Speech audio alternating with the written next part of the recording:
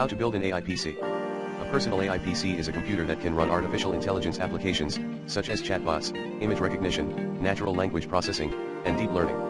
To build a personal AI PC, you need to consider the following components. GPU, the graphics processing unit.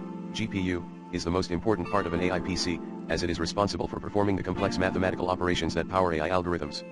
You need a powerful GPU that can handle large amounts of data and computations.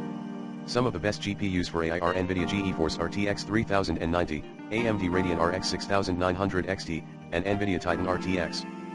CPU, the central processing unit. CPU is the brain of your PC, and it supports the GPU by handling tasks such as data pre-processing, batch manipulation, and network communication.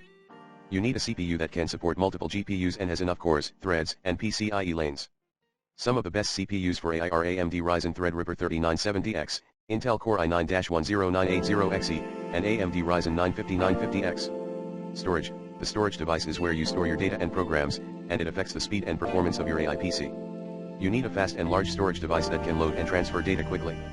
The best type of storage for AI is M.2 PCIe SSD, which plugs directly into the motherboard and offers faster speeds than SATA SSD or HDD.